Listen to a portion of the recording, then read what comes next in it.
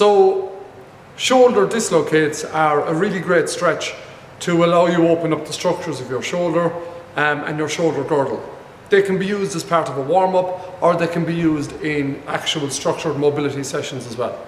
What I'm going to do is I'm going to show you some variations of the shoulder dislocate position.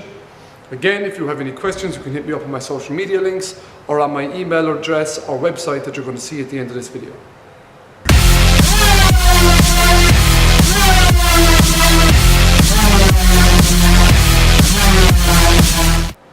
Shoulder dislocates are a fantastic exercise because all we need is a broom handle or a stick, and we can create some really good mobility and change within the structure of our shoulder joint very quickly. So one thing to note when you do dislocates is many people, when they try to do a shoulder dislocate, they start in this position, they reach overhead, but then they get stuck. And that's simply because once you come overhead, it's very important that you elevate and come around, so you create space at that glenohumeral joint to carry the dislocate to the end range.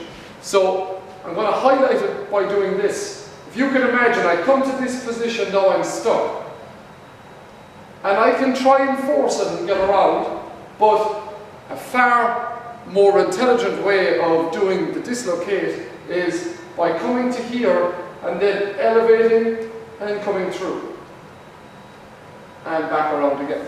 So that top point, make sure that you elevate and then carry the exercise around.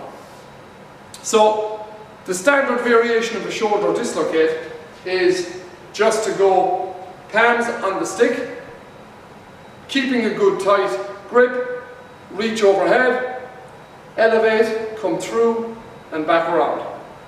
So once we get quite comfortable with doing this stretch, we will work it quite quickly, and it can be used as a really good warm-up for the shoulder joint. If we can't get the whole way through, just go to the point that you feel the stretch and come back.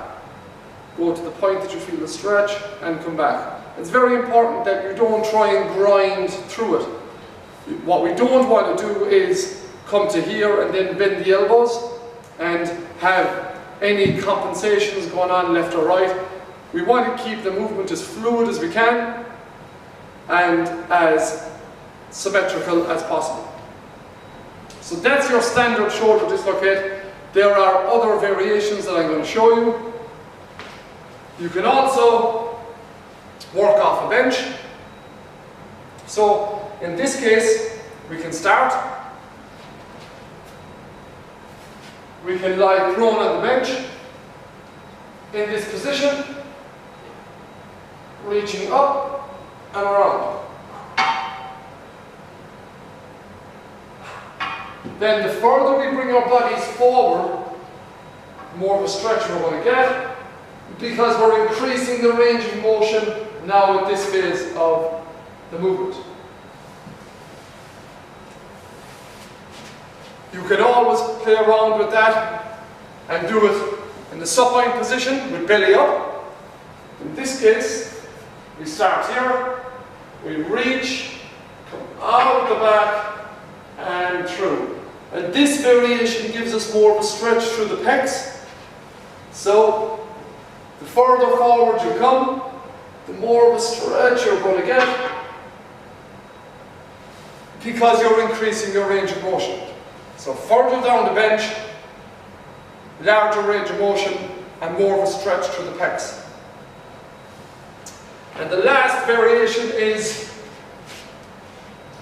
to lie prone on the floor and to create some active thoracic extension, which is essentially bringing your chest off the ground and then carrying on with the dislocate. So it looks like this. We start in this position, hands on the ground. We want to actively extend our thoracic spine, chest off the ground.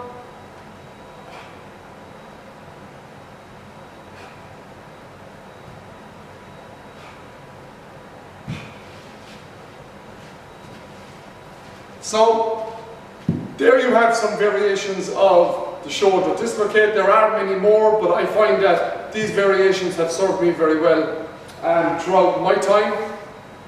Again, if you want to make the shoulder dislocate that bit more strenuous, you just bring your hands in closer. The closer you bring your hands, the more difficult it gets. The further out you bring your hands, the easier it gets. You can also add weight to the center of the stick, so you can get a little plate or a weight plate, slide it through, and you can add more weight. So that's the shoulder dislocate. Add it to your training, add it to your mobility or your warm-up, and again you're going to see some great changes over time.